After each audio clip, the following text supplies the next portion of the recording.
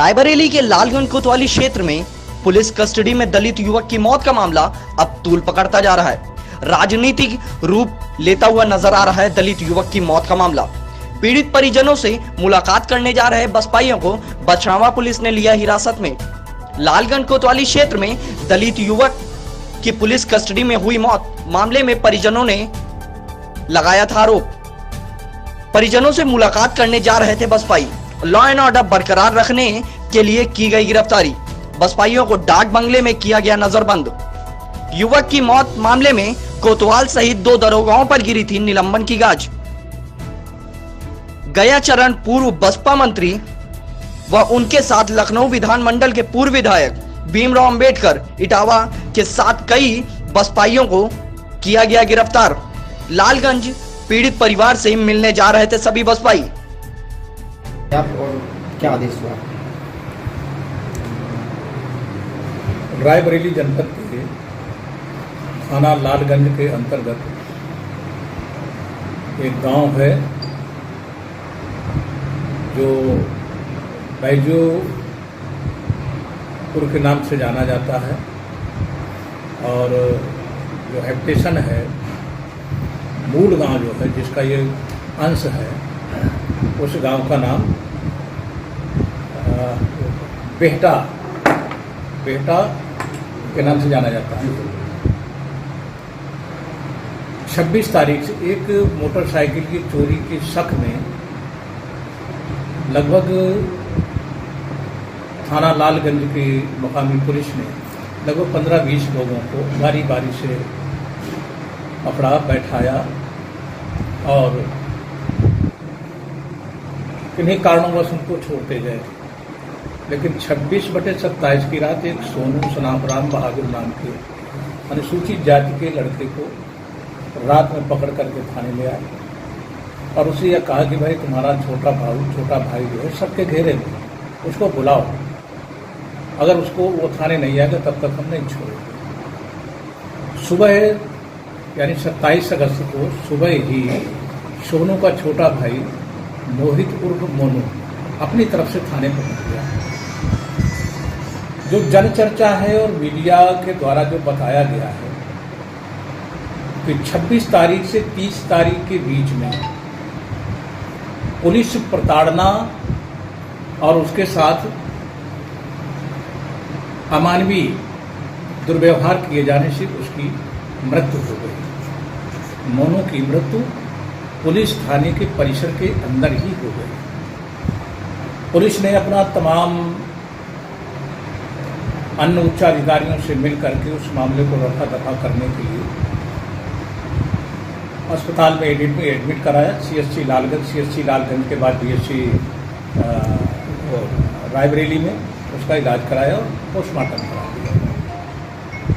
तो जब ऐसी घटना की जानकारी मिली, जैसा कि प्रदेश में बाढ़ जैसी आ गई, सर्व समाज के लोगों के साथ जघन्य घटनाएं घट रही थी, लेकिन अनुसूचित जाति और अनुसूचित जाति के निरीह लोगों के साथ जो एक तरफा जुल्म जाति चरम सीमा पर हो रही है, उसी क्रम में मैं तथ्यात्मक जानकारी लेने के लिए उस गांव जाना चाहता था ताकि पीड़ित परिवार से हम मिलें, पीड़ित परिवार को सांत्वना दें और न्याय का भरोसा उन्हें दें। उनके साथ अगर वास्तव में ज्यादती हुई है और ये घटना हुई है तो उन तथ्यों की जानकारी लेने के बाद न्यायोचित कार्रवाई सुनिश्चित कराएं और जो भी इसके लिए दोषी हों, अपराधी हों, उनके विरुद्ध कठोरतम कार्रवाई सुनिश्चित कराएं। तो मैं उसी गांव में, जो पीड़ित का गांव, उसी गांव में मैं बसपा के जो जिम्मेदार सेक्टर के प्रभारीगण हैं और हमारे साथ सेक्टर के प्रभारी लखनऊ मंडल के और विधान परिषद के सदस्य माननीय श्री भीमराव अंबेडकर जी, अन्य साथियों, सभी साथियों के साथ में उस गांव जा रहा था। लेकिन प्रशासन का, स्थानीय प्रशासन का कहना है कि भी 2-3 दिन रुक जाइए, वहां जाने की भी स्थिति ठीक नहीं है। तो चूंकि बसपा के लोग अनुशासित सदस्यों के रूप में जाने जाते हैं, बहुजन समाज पार्टी का छोटा कार्यकर्ता हो या बड़ा कार्यकर्ता, अनुशासन कभी नहीं होता, रूल रेगुलेशन पर भरोसा है। तो कहाँ भी रोका गया आपको? टोल प्लाजा, जो टोल प्लाजा है यहाँ पर, वहीं पर रोका गया और उन्होंने कहा कि अब आज आप न जाएं। तो हमने कहा ठीक है, आज नहीं जाएंगे। तो बोले कि हमने कहा कि भाई आप क्या मांग है आपकी? आप भाई पूरे तथ्यों की जब जानकारी हो जाएगी मुझे जी, तब मांग का मामला है। जी। हम कोई मांग नहीं करने आए हैं। जो ये घटना घटी है, ये जो दुर्व्यवहार हुआ है, ये जो ज्यादती हुई है, उसके विरुद्ध कार्रवाई कराने की हम कोशिश करेंगे, ठीक है ना।